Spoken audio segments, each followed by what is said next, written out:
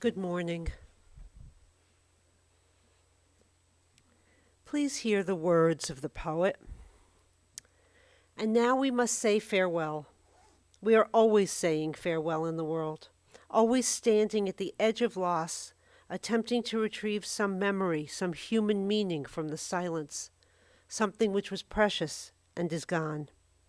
What we have lost is not his life. He lived that out to the full. What we have lost, what we wish to recall for ourselves, to remember, is what he was himself. We pray that he has found peace and a glimpse of the sunset. But today, we weep for ourselves. We are lonelier. Someone is gone from our life who was like the certainty of refuge, and someone is gone from the world who was like the certainty of honor. Let us look for comfort in the words of the ancient sage, then. God, what are we that you are mindful of us? Or indeed, those who come after us, that you take account? Our lives are as vanity, for our days pass away as a shadow. In the morning we flourish and blossom forth. In the evening we are cut down and wither. You turn us to contrition and demand, return, O ye children. If you were wise, you would consider your end. When you die, you shall carry nothing away. Your glory shall not descend after you. But trust this.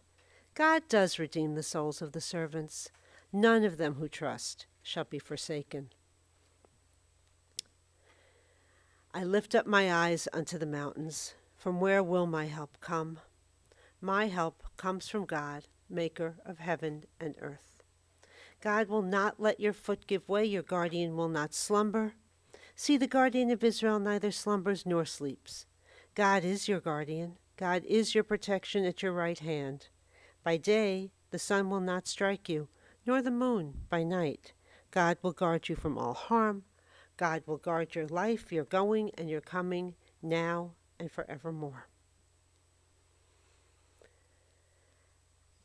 We, as mortal humans, have small wisdom and short vision. One by one, our companions passing along the road of life disappear from our view. We know that each must walk the same path to the doorway of the grave. We strain to see what lies beyond the gate, but all is darkness to our mortal sight. Yet still we hold a vision that it is not just darkness, but there are places too where in darkness night shines as the day.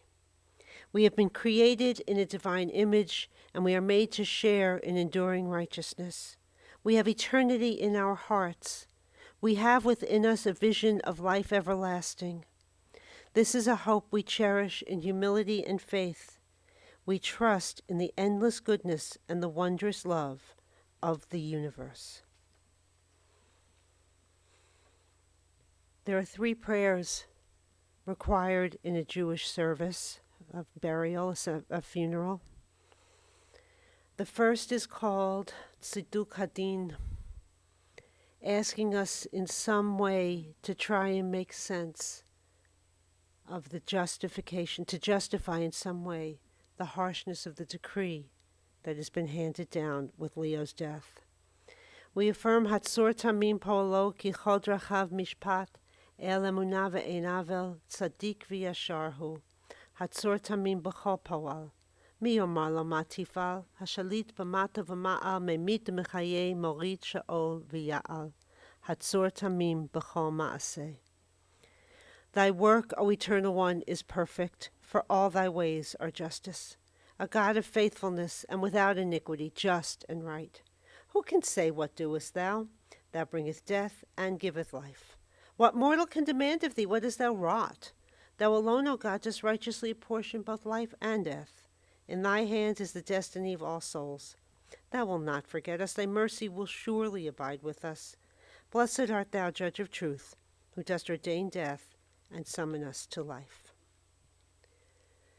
And life offers us the gift of so many blessings. None is more precious than the love of family and friends. In the strength and compassion of parents, in the mutual devotion of husband and wife, brother and sister, we find the security of love. The landscape of our years is peopled with the presence of open hearts which exact no price for the gift of themselves. So when a loved one dies, sadness is a normal, expected response. Two people cannot share the best and worst of life in mutual experience and find that absence is trivial. Truly, the tribute of love is the pain of separation.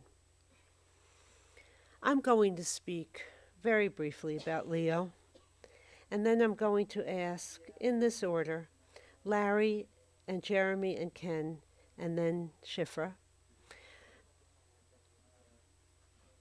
to tell the fuller story, the story that only comes from a child and a grandchild's heart.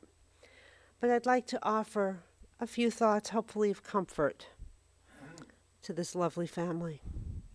So we're gathered in this loving and intimate assembly to pay tribute and give honor to Leo's life. Even with a long life and a well-lived life, questions inevitably come to mind. Questions of why. Questions for which there are no answers.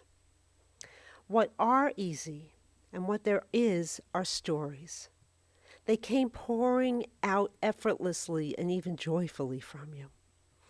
They are stories of Leo and his sisters Ellen and Sally growing up, and of Leo starting to make his way in the world at OSU and Case and in the Army Air Force.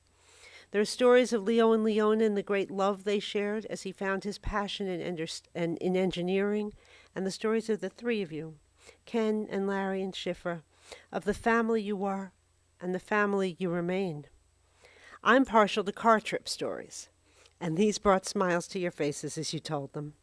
But whether it was in the car or the backyard, your stories told of your dad's innate curiosity and methodical approach to all he encountered that really brought you such joy. Each of you found a connection to your father that combined your interests and his, and valued the way he taught and shaped you as he valued you and as you have lived your own lives in your own ways. Your mom, Leona, died young, and Leo struggled a bit after she was gone. But he also grew and moved forward and lived in new ways. He found love and companionship twice, with Lucille and with Ruth. He continued his long-term friendship with his walking group, and I love this name, the Romeos. Are any of the Romeos here? Okay. For those of you who don't know, retired old men eating out, it's awesome. It's just awesome. Please do it. Keep doing it. 120 more years. It's hard to move. It was hard for him to move out of the house and move into Myers. But he adapted and found a new stride and gave his days purpose. He kept up with current events and investigated issues as he would engineering challenges, forming solid opinions and well-researched arguments. His sense of humor remained, and he was valued by those around him. I'd like to give a special thank you at this point, and I'm sure you will too, to his caregivers. You have been devoted beyond your duties. Your care of Leo was from the heart. He and we are grateful. I will let you speak, but I will say to you, Ken and Mary and Larry and Joanne and Shifra and Ruth, and to Jeremy and Jean and Jessica and TJ, and to Benjamin, Elizabeth, and Morgan, thank you for your stories and your memories. They give shape to the life of a man obviously loved and valued, and they give meaning to what has come before you, and perhaps, we pray, contour to what is yet to come. Amen. And I'll sit down and ask again Larry, then Jeremy and Ken, and finally Shifra to speak.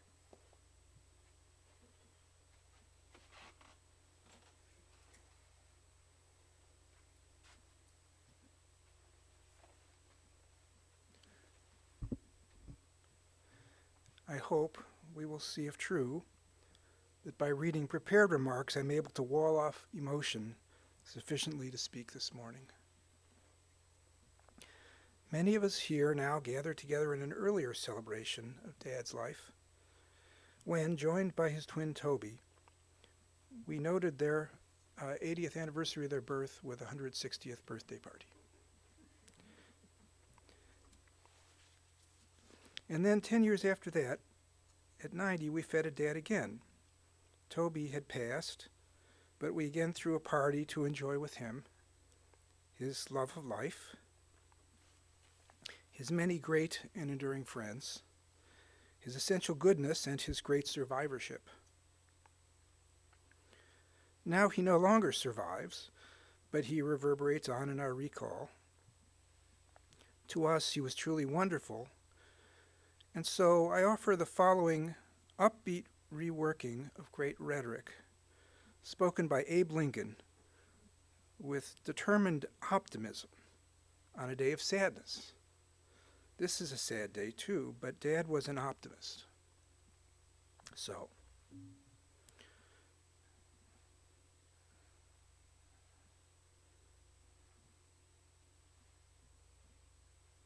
I have a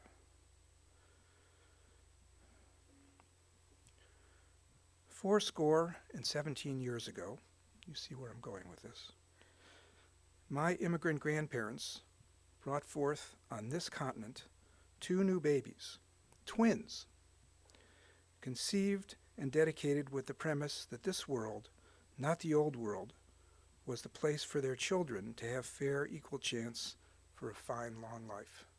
They were right, both on account of the new world and the old. Nevertheless, new world or not, the nation became engaged in a great war.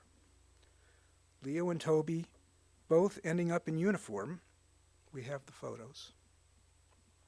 If not a war testing, among other things, whether they could long endure. We are not met on a great battlefield of that war, except insofar as the struggle for goodness and decency and life continues here and now. We have come to commemorate Leo after his long life of kindness, love, engagement with people, nature, art, and ideas, progress, a life filled with his belief that his loved ones, his many friends, and the broader world should be cherished and embraced. It is altogether fitting and proper that we should do this.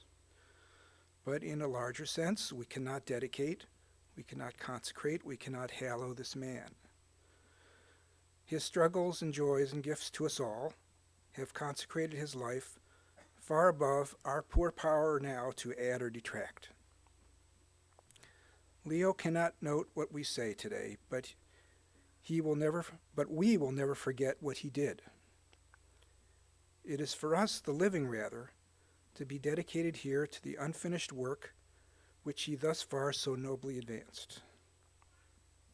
It is rather for us to be here dedicated to the great task remaining before us, to help heal the world and partake of its joys, and to be good to each other, and that hopeful, loving, long lives shall grow, not perish from the earth.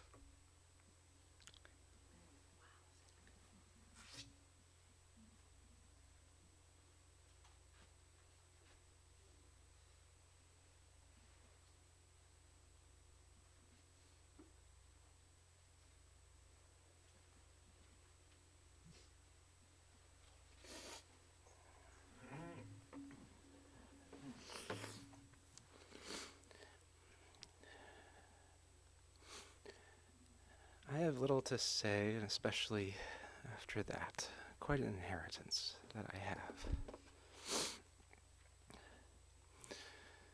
I began with 2 thoughts that I wanted to share.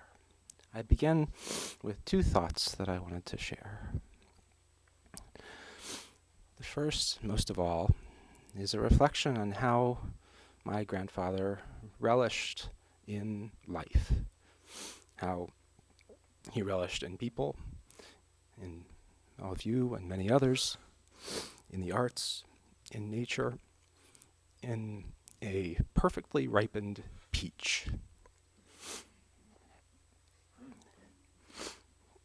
He joined in celebrations and was generous with his 1,000,000-watt smile. The word that he used so often was marvelous.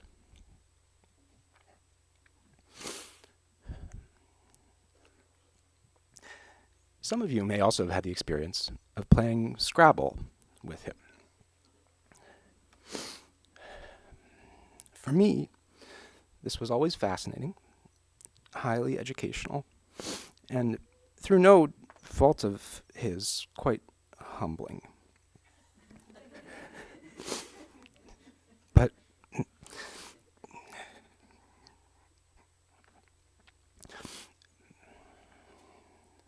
what I wish to dwell on now is what my grandpa dwelled on at the end of every game. He kept track from game to game, not of the individual scores, but of the board totals.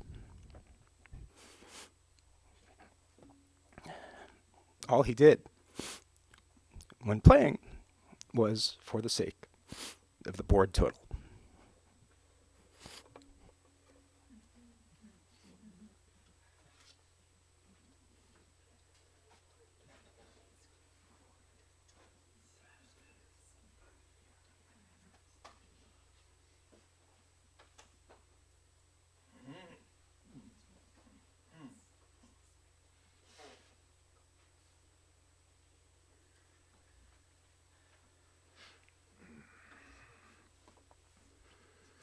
Good morning, everyone. I'm glad you're all here. It's good to see you all. And I want to echo Rabbi Susan's recognition of Dad's caregivers, because for the last 2 years, they've been his family. They are family now. And so I wanted to acknowledge them particularly, to Alicia, to Valerie, to Nikki. He couldn't have had more loving people in his life, so thank you so much.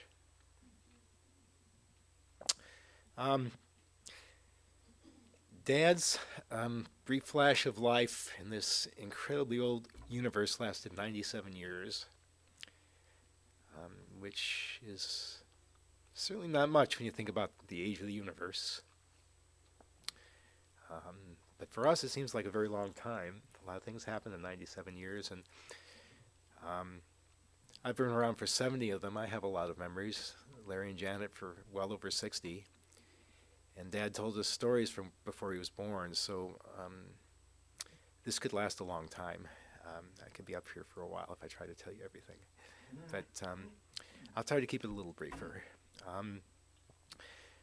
I mentioned the brief flash of life in the age of the universe because I'm just reminded of the impermanence of everything and our interconnection with each other, and how all of that changes from moment to moment, how he changes, how he changed, how all of us change from moment to moment. Our friendships, their quality changes, our experiences, everything about our lives is constantly in flux.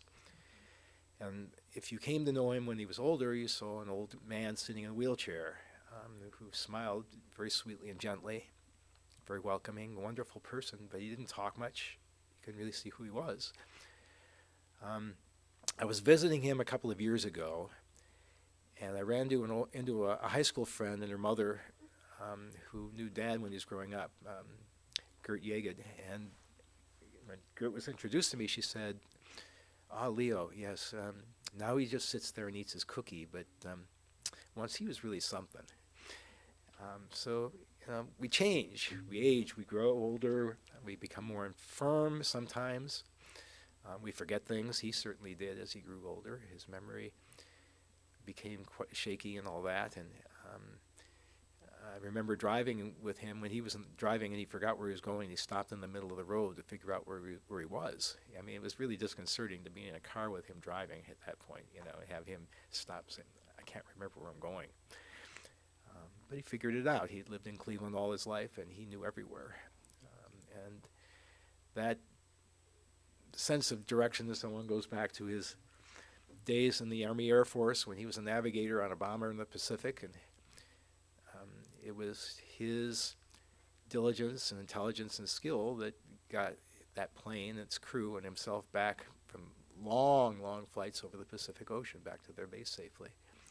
He was a good navigator. Otherwise, we wouldn't be here today talking about him. I keep talking about Dad, and to you, most of you, he was Leo. But for me to call him Dad is something that's shared more widely just than with his children. When he was younger, he was part of this amazing pair called Mom and Dad. And Mom and Dad, well, of course, our AFS sister, Beata, who may be watching, if you are, hi, Bay. But she, of course, called them Mom and Dad, and they went to Germany and visited her family and her parents. And when I went over there later and visited with them, her parents kept talking about what happened when Mom and Dad were there. It wasn't so much with my friends, but certainly with Larry's friends and more so with Janet's friends, that they were Mom and Dad. And that's because they were warm and kind and loving and welcoming and helpful. And they were surrogate parents to more than just the three of us. So when I speak of him as Dad, that's only one of his names, but that's the one that comes most clearly and easily to me. So there's so many stories that I could share, but I want to say that the one image of him that comes up for me is the idea of gentleman. I think that the word gentleman could have been invented to be applied to him.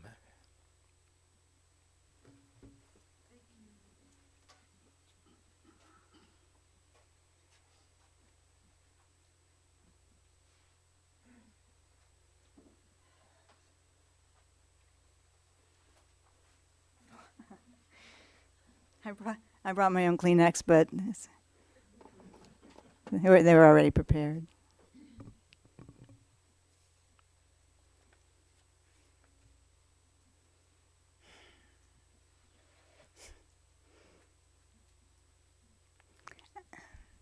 I'm unbelievably grateful to have every one of you here.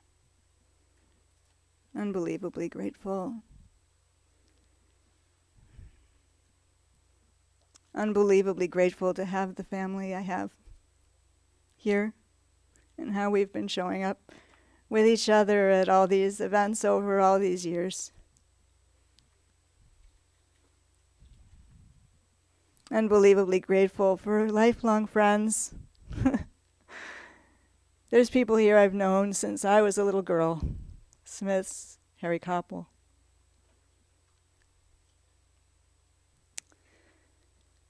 Unbelievable for longtime friends.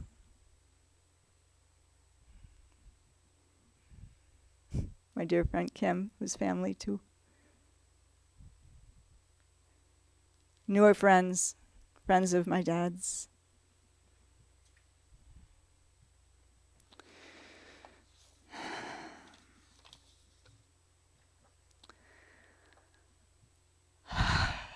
We all know all my dad's wonderful qualities. What I want to speak to is being his little girl. I'm the only one who can do that.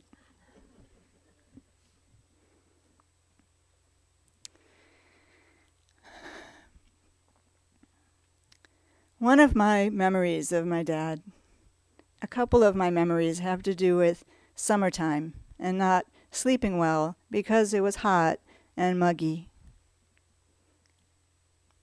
And I remember that once I told my dad I couldn't sleep. He said, "Come with me." And we went to the bathroom, and he turned on the cold water, and he said, "Put your wrists under the cold water."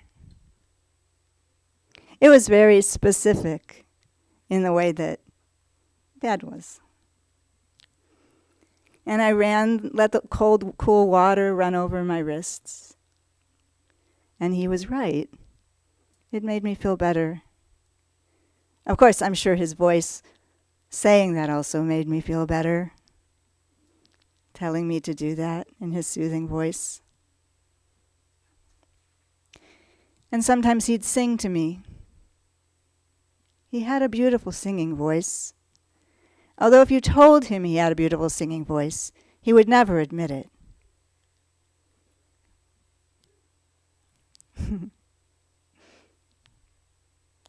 Summertime when the living is easy, he'd sing.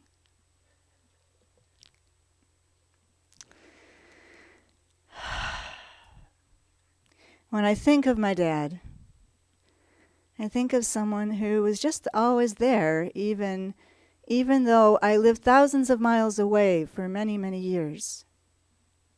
He was just always there.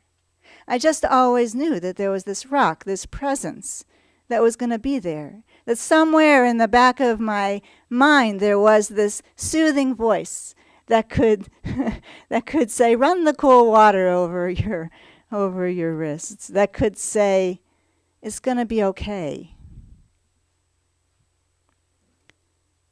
Once when we went to Niagara Falls, a famous family story, I was, I think, about 3 years old maybe. I was young. I was quite young. And we were with another family, and there was another little girl about my same age. And somehow the two of us found our way through some opening in a fence at Niagara Falls. And, we were fine. As far as we were concerned, we were just fine. But as far, of course, as everyone else was concerned, we were quite not fine. And my father just, I guess the image that I have is of my father just doing what he did, which was to know that there was a moment that was unfolding and that he needed to respond to that moment. And that's what he did. He responded to that moment. He somehow found his way to pull us up, to have his strong arm reach out and pull me up. So even when I didn't know I was in danger, he was there. I don't know what it will be like that he's not.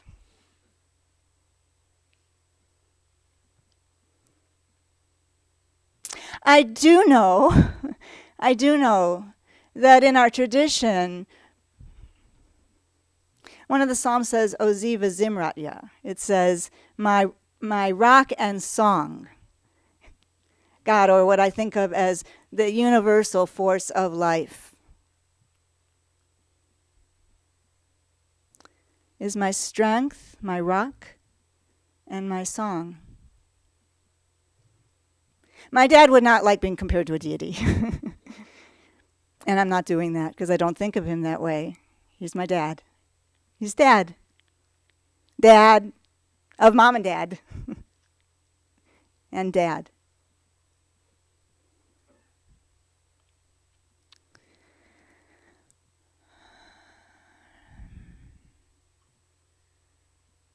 But he was and probably will continue to be my rock and my song.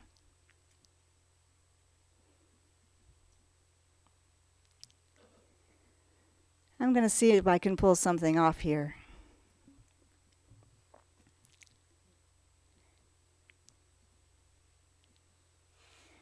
One of these mornings,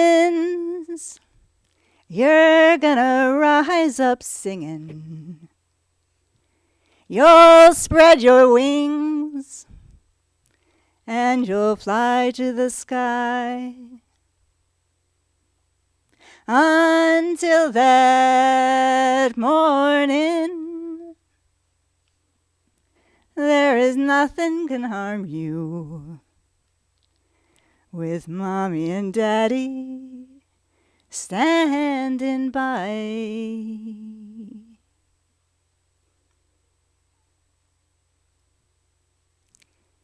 I know he'll always be standing by.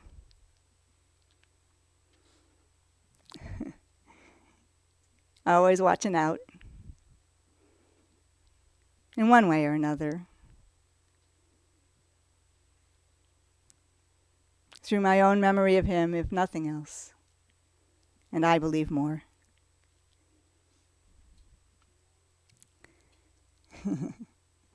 He'll be watching out for all of us. Zichrono lebracha, we say. May his memory be a blessing. His memory will always be a blessing.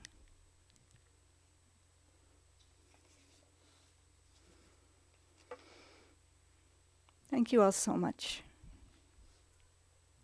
Thank you all so much. And thank you Thank you to Rabbi Susan so that I can be here. So that I can be here as my father's little girl.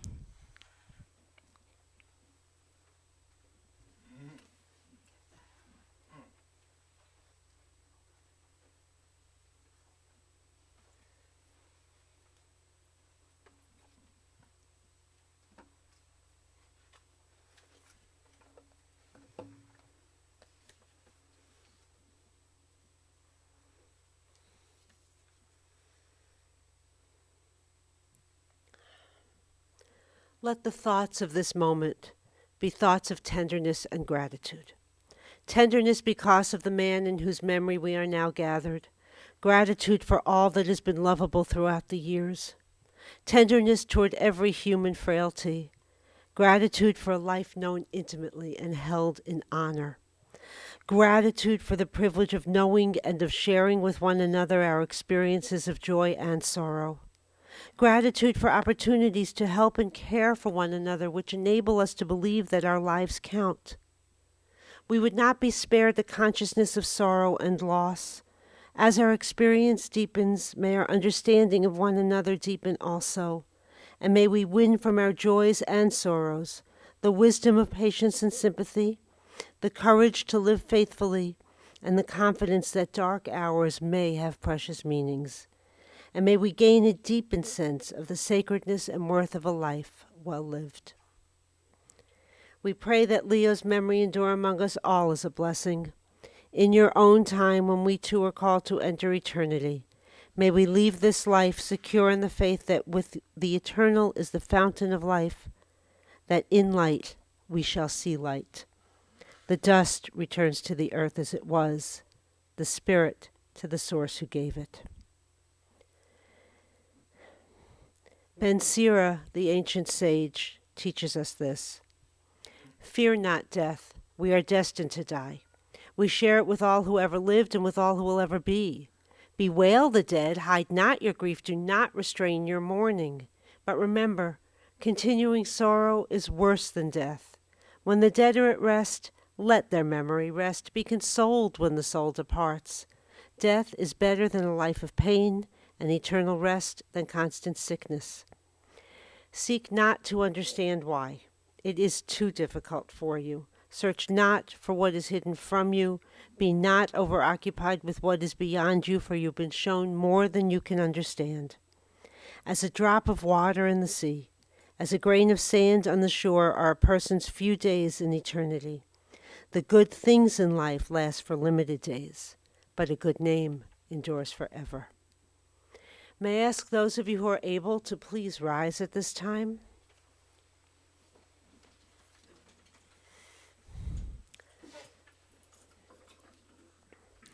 El malei rachamim, shochein bamromim, hamsei menucha nichona tachat kanfei hashchina, im kiloshim utohorim kezohar harakia mazirim et nishmat Leo ben Shifra v'David, shahalach la'olamo, Ba'al harachamim, yasirehu b'seser kenefav la'olamim, v'yitzur b'tzor ha'chayim et nishmato, Adonai hu nachalato v'yanuach b'shalom ha'mishkavo, v'nomar, Amen.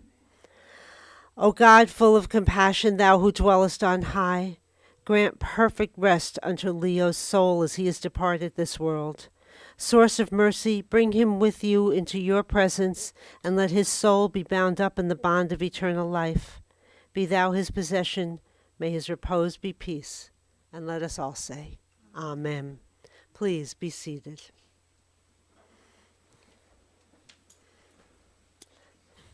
The family would like to let you know that Shiva will be observed in Leo's apartment on the 10th floor of Meyer's Apartments upon return from the cemetery after burial. To you who mourn Leo's death, let there come the comfort of the hope that though the dust returns to the earth as it was, the spirit returns to the source who gave it. Death is not the end. Our dear ones perhaps pass through the gateway of the grave into the peace of life that endureth always. We know that all of us must tread the same path, though we know not when the hour may strike. Let us so live that the coming of that hour shall find us unafraid.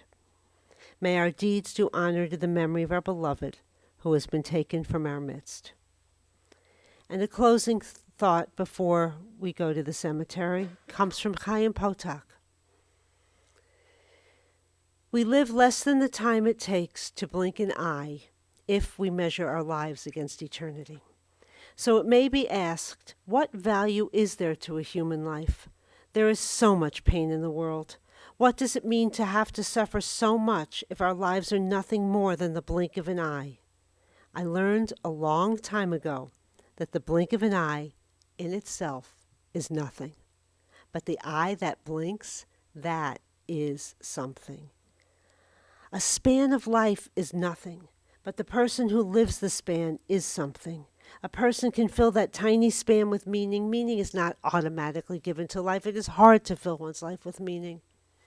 But a life filled with meaning is worthy of rest. Please remain seated for further instructions, and we will continue